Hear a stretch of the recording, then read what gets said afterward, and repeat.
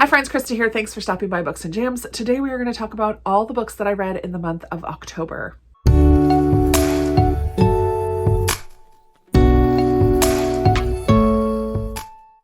October was a huge reading month for me. I have 18 books to talk about today. For some reason, again, I did not make a mid-month wrap-up. I think it's because I went to my mom's one weekend, and usually that's around the time when I would do that wrap-up. And so I didn't do a mid-month wrap-up, which means I have a lot of books to talk about in a very little amount of time. It is currently 9/11 and my library book sale opens at 10. And I have to work at noon. So I'm volunteering at the book sale tomorrow, but it's going to be very picked over tomorrow. It opens today at 10, and I kind of want to get a first glimpse at stuff. I'm not trying to buy a lot of books, but I just want to see what's there, and I don't want to wait until tomorrow when things are picked over. So we're going to try to go through pretty quickly. And I have a few that I can avoid talking about today because they're in another video. So let's just jump right in. They're organized in different ways, you'll see. So the first three, these are my Read Like Audrey books. I'm pretty sure that video is going to come out after this, or it might have just come out. I have it all done. I just haven't edited it. So we have The Turn of the Key by Ruth Ware, Final Girls by Riley Sager, and None of This Is True by Lisa Jewell. These were my three thriller books that I read like Audrey in the month of August. And I did get caught up on my Read Like a BookTube Friend project, so I'm very excited to be on track for November and December. But I will have a more in-depth thoughts about these three in another video, as well as these three that I read like Mitsy, from Mitsy Reads and Writes. Oh, Audrey's from Chapter and Converse. I hope I said that.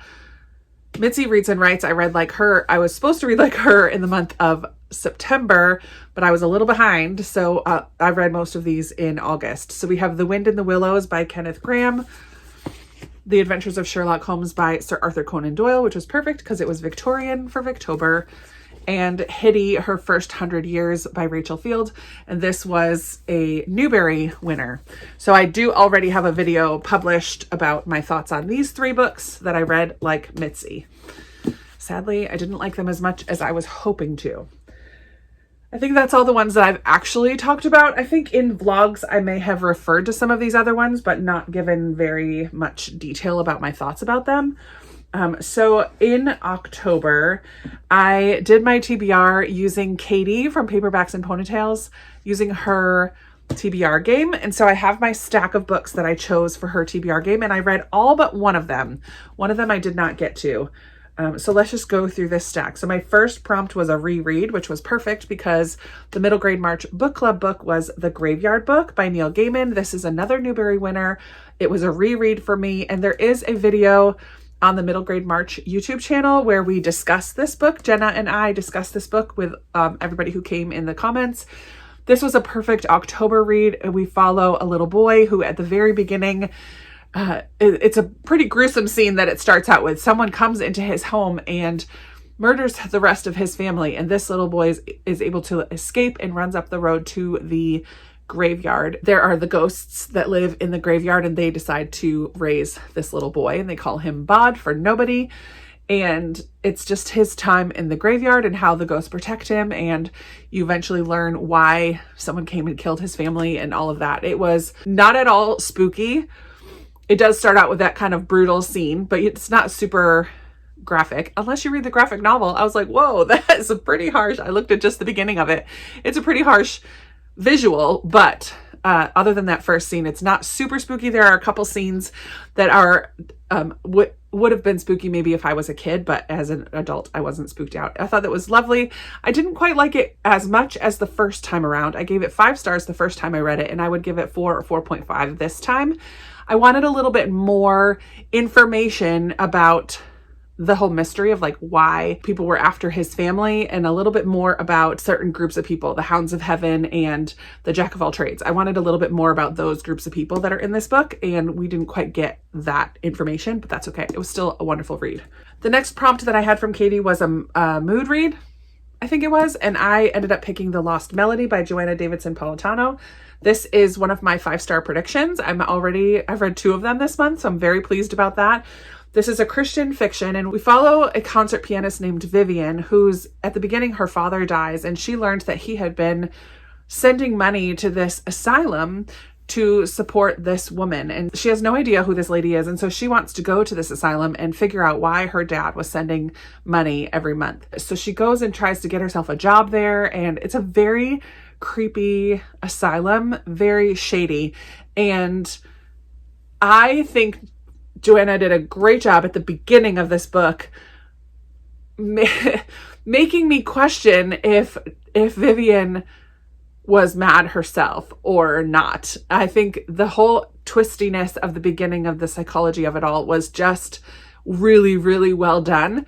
I mean, you think you know what the correct answer is, but then I just kept questioning, am I going crazy? Is she going crazy? Is she already crazy? Like, it was very good at the beginning. I think it kind of went a little bit downhill towards the middle to the end, but it was still a fantastic read. I really am glad that I read this, and I will share more of my thoughts on that in a 5-star predictions follow-up whenever I finish all 5 of them. Then I had a prompt. I had a double prompt, double cloud, I think. So I had 2 prompts, and I chose to take 2 books instead of combining them into one choice. So I had YA and a 5 or more words in the title.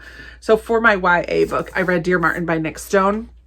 This has been on my shelves for quite a while, and I'm really glad that I read it. It was a heavy hitter, and we follow a young man named Justice, who is a young Black man living in America, which is not always the easiest position to be in. He's a very smart kid, and he's on a scholarship at a private school, a prestigious school, and struggling with some subversive racism and some outright racism among some of the students that attend there. At the very beginning, he was trying to help a friend, and police show up, and the way that he is treated there without them stopping to try to figure out the situation. It was a heavy hitting book. And throughout all of these things, Justice tries to process everything by writing letters to Martin Luther King journal, like writing in a journal, but writing them as if he's writing his entries as if he's writing to Martin Luther King Jr. A lot of emotions are brought up inside of him, and not always knowing the right answer and wanting to be peaceful about everything, but also this anger is just boiling and boiling inside of him. So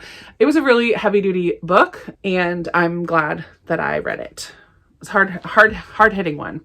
And then the book that I chose for 5 or more words in the title is The Tenant of Wildfell Hall by Anne Bronte. This is also my Patreon book club book for the month of October. And I really, really enjoyed this. I was pleasantly surprised that it was easy to read. The audiobook was easy. Like, I got captured into the story. So we follow a man named Gilbert, and he is writing letters to a friend. I'm not exactly sure who that friend is, but it's kind of epistolary, but you forget that it's epistolary because they're very long, drawn out, and it's just a structure for the story. So Gilbert lives in this town. He kind of has a crush on the vicar's daughter, and then Helen moves to town, and with her young son, this woman moves to town into Wildfell Hall, which is a dilapidated old building, and they just live in a couple rooms off the kitchen. And so everybody is curious about this woman who just moved to town. She's wearing all black. She's in mourning. Who is she? What's her backstory? And she is very mysterious. She is not talking to people very often. She does go to church, and she has made a couple social calls, but the town is just super curious. And then rumors start flying about Helen and the landlord of Wildfell Hall. And now everybody's a very negative towards her and treating her pretty poorly. Gilbert has, of course, fallen in love with Helen and keeps inserting himself into her life. And she eventually gives him her journals so that he can learn her backstory and learn who she is and why she's so mysterious and secretive about her life. And then we come back to Gilbert's story at the end. So then we learn Helen's story about her as a young woman and her husband that she chose and how awful he was. This was definitely like a soap opera to me. First of all, there were so many names and so many characters, which is why I did not give it 5 stars. I gave it 4 stars because I kept mixing them up all the way through. I mixed up people's names. But we follow Helen and learn how awful her husband was and how she, at this time, was very limited with the choices that she had as far as how to deal with her husband. But once her husband started kind of trying to corrupt their son, she's like, I got to get out of here. And so that's the story of this book is, how did she get out of there? Did she get out of there? Yeah, what happened? So I really enjoyed this. I liked the hint of a romance. It's not overtly, I mean, it is a romance, but it was definitely a drama. And definitely Helen was very pious and had grown up with an alcoholic father and learned what that was like. And so when her husband starts drinking excessively, she has a lot of problems with that and tries to change him and is not exactly successful in that. I just thought that this was a really fun soap opera type drama. And I discovered that I like classics that are more action packed and people focused rather than overly descriptive. So Anne Bronte is definitely my favorite of the Bronte sisters, because I feel like this was the least descriptive as far as setting, but definitely we got into it with all of these characters and I enjoyed that very much. The book that I did not read was Poison Study. This was my random TBR generator pick for Katie's game, and I just didn't get to it. So this sneak peek, this is going to go on my 12 books to read in 2024. I'm going to keep that project, and this is going to be one of the ones on there because I think this might be one of the books I've had on my TBR the longest unread. The final prompt that I had for Katie's game was a travel prompt, and for that I chose Beyond That, the Sea by Laura Spence Ash. This was another of my 5-star predictions. This was a Christmas book exchange book, and I'm so glad that I read it. This was a little bit different take of a story of children being sent out of London during the Blitz and during World War II. So we follow Beatrix B, who gets sent to America during the war, and her parents are determined to keep her out of England until the war is completely over. So she gets sent to this family in Massachusetts, and they have 2 sons, and she ends up living with them for probably 5 years, I think, for quite a while. And so this family was her family from like 12 to 17, I think. So like quite a long time period. And it's a lot of years where you're kind of growing into who you are going to become. And they become like a second family to her. But then she does, after the war, go back home. And we follow what happens to her when she goes back to England. Does she reconnect with her parents? A lot happened during that time that she was away. She has opportunities to reconnect with that family, and it is sometimes a sore point between her and her mom. And it was kind of interesting to just see beyond the actual wartime until after the war, and how these kids who were sent away, what that was like for them to then come back home. I thought it was an interesting take. I enjoyed hearing Bee's story. There were a gazillion perspectives in here because we have both of Bee's parents, Bee herself, the 2 boys, the parents in America. So that's at least 7. And I think there was even a couple more towards the end too. Like, it just was ridiculous how many perspectives were in here, but it didn't change the flow of the story for me. I felt like it was okay, but usually I don't like that many perspectives. But I enjoyed this. I listened to it on audio, and I will share my deeper thoughts as well as my rating in my 5-star prediction follow-up. So that is it for Katie's game. And I still have quite a few books here that I've read this month. I need to get going. So my patron pick each month, one of my patrons gets to decide, some of my patrons get to recommend a book. I pick it out of a cup.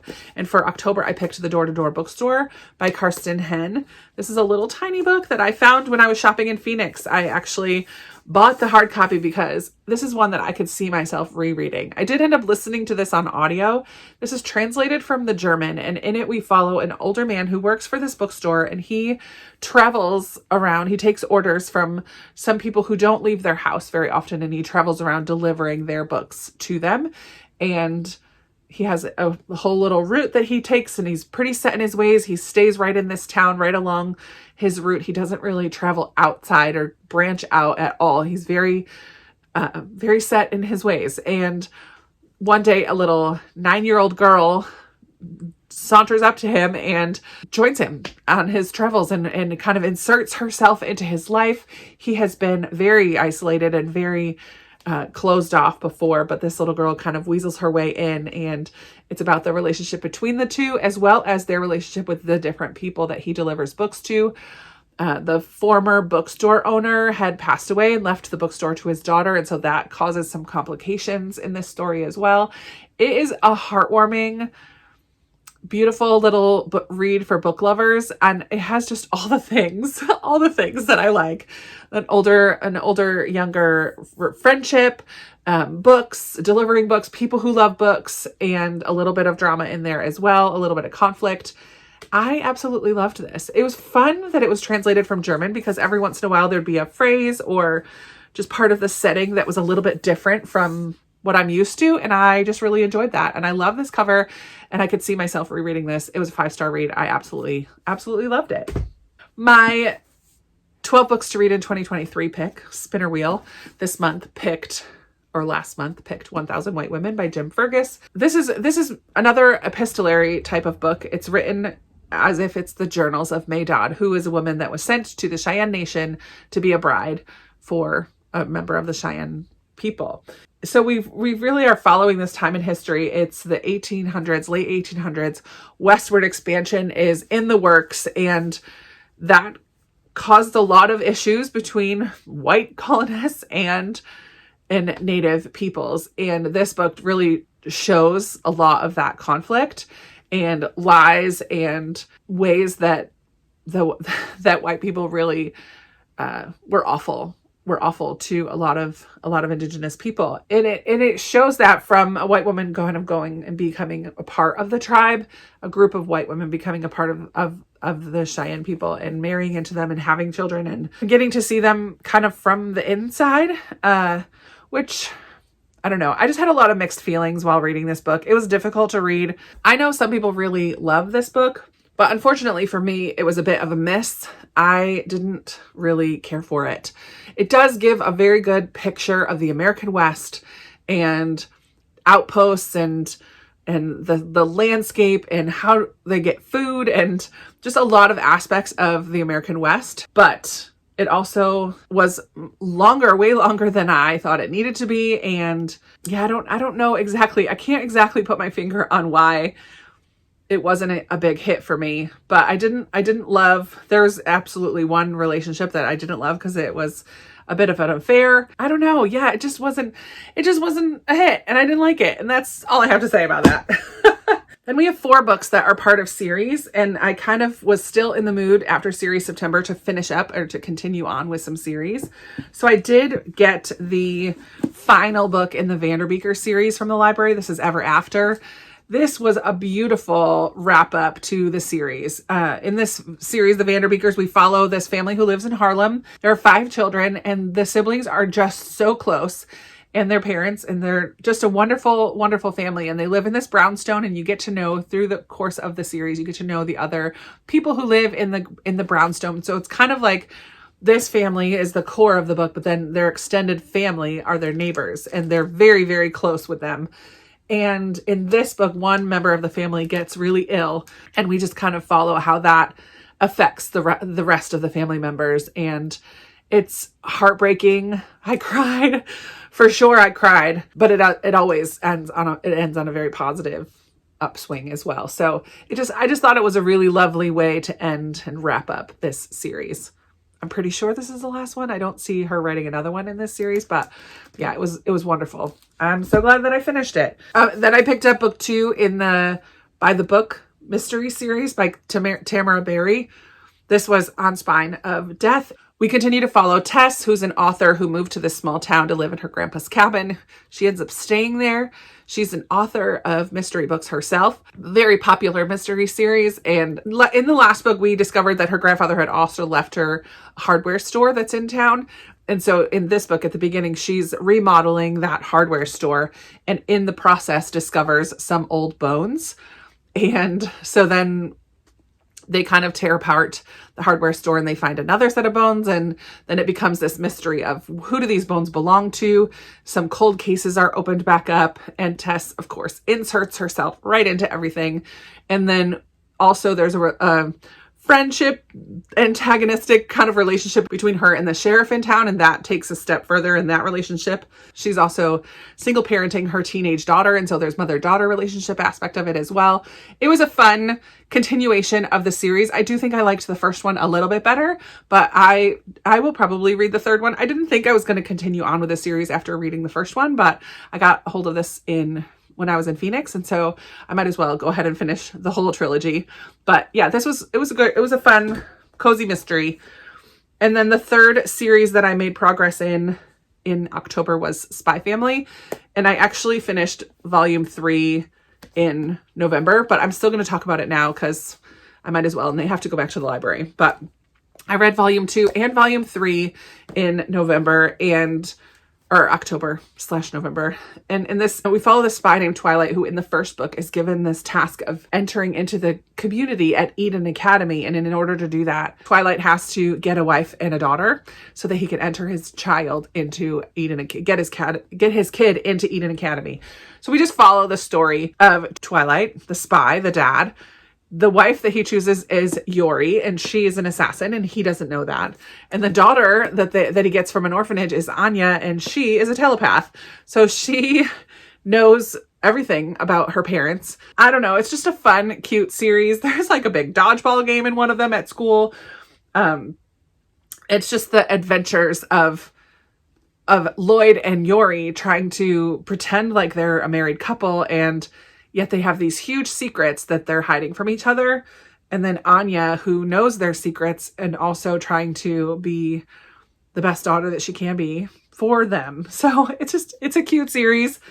I'm enjoying it. It's manga. You have to read it backwards. So like this is how you would normally read, but that's the end of the book. So you got to flip it and then start from right to left instead of left to right. It's a little different to get used to, but I'm doing it because I really enjoy the story.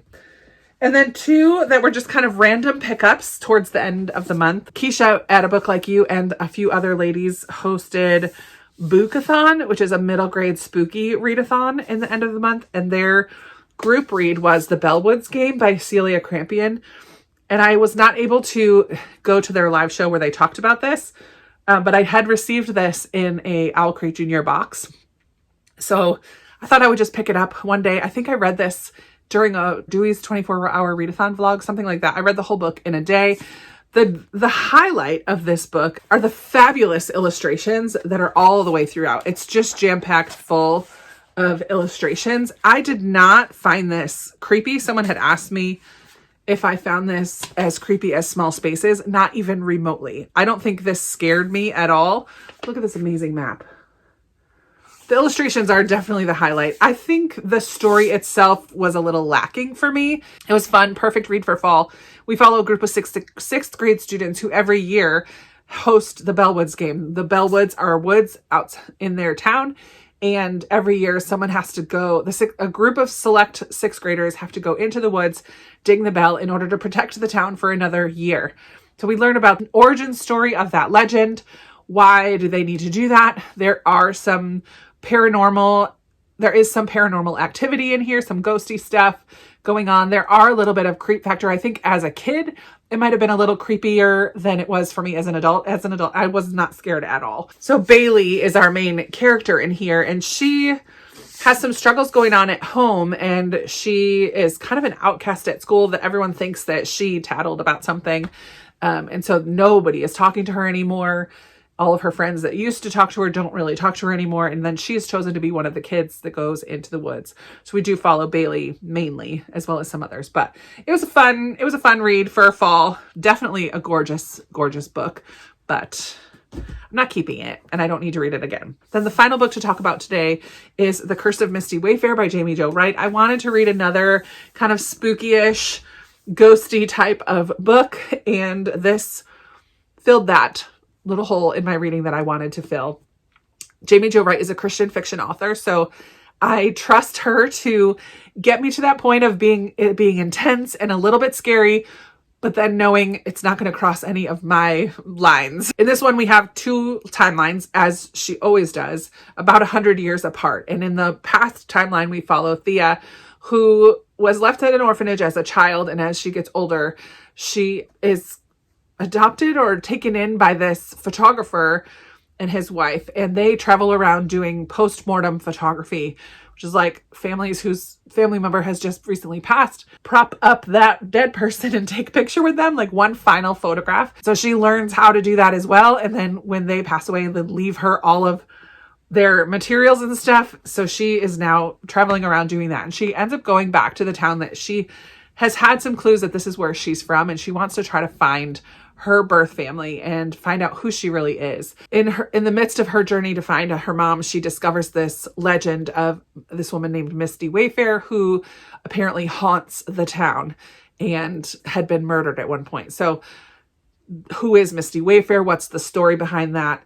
And in the present day timeline, we follow Heidi, who also comes back to Pleasant Valley, this town where Thea had gone as well. She lived there when she was a child, and she had gotten out of Dodge when she was older. Her mom and sister still live there, and her mom is not really doing well, is battling dementia, but she received this kind of strange letter from her mom, and so she wants to go before her mom's mind is totally gone and try to find out what this letter is about, and also discovers this legend of Misty Wayfair, and then someone is out to kind of stop her from getting any information. It was delightfully creepy, delightfully mysterious and intense. There's a bit of an asylum, there's a bit of ghosts, there's a bit of just darkness surrounding this story, but also we have these two women who are searching for their identity, and do they find it or not? You would have to read the book to see.